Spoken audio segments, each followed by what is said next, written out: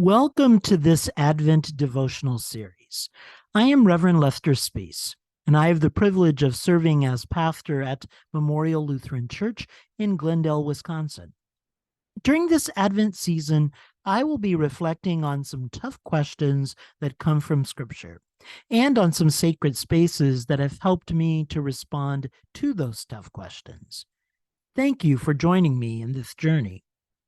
Today's devotion is for Friday, December 8th, 2023. And the tough question comes from 2 Kings chapter 6, verses 27 to 28. How can I help you? What is your complaint? It was always important for my wife and me to be involved in the lives of our kids. We were never those parents who just dropped the kids off for activities and then returned later to pick them up.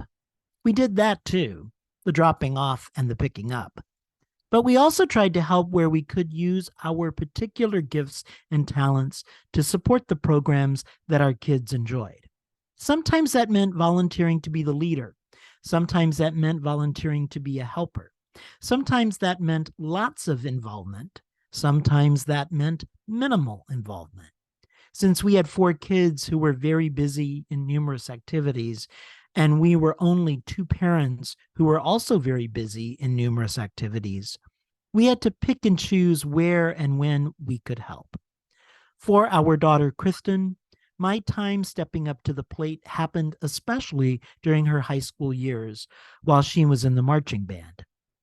Kristen first got involved in the band program through her middle school experience.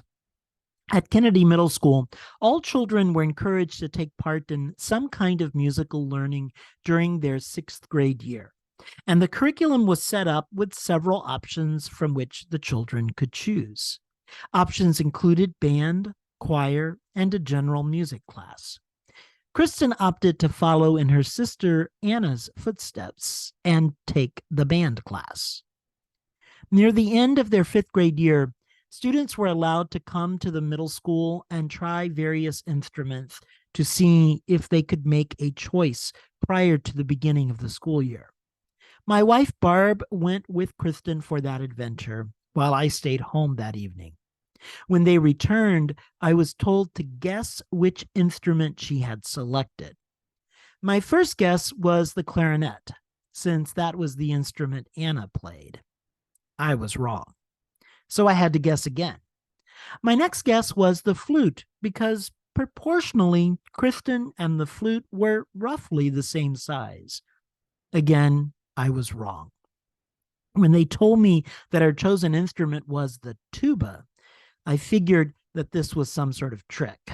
The tuba was literally larger than Kristen, volume-wise and weight-wise, when she was in the 5th grade.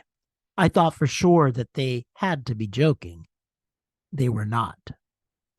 From that first night in 5th grade, where she made a commanding sound from her little body into that big instrument, Kristen loved playing the tuba.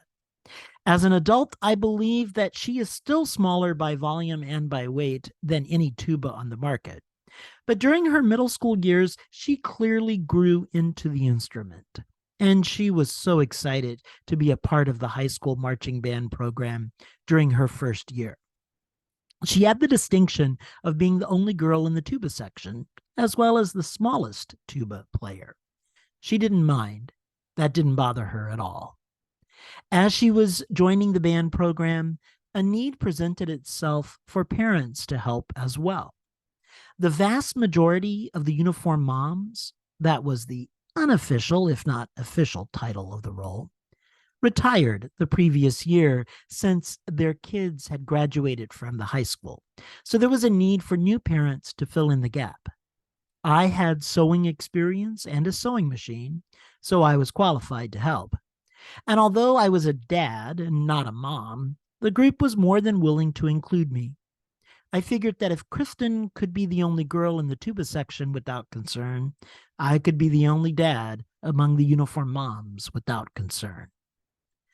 For the fall of 2010 until the spring of 2014, I had the privilege of serving as a uniform parent the new title that was given to us as more dads also eventually joined the team.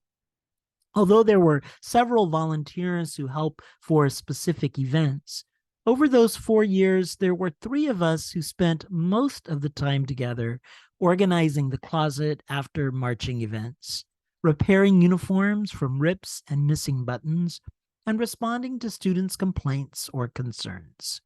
We weren't just needed as sewers. Sometimes we were needed as listeners.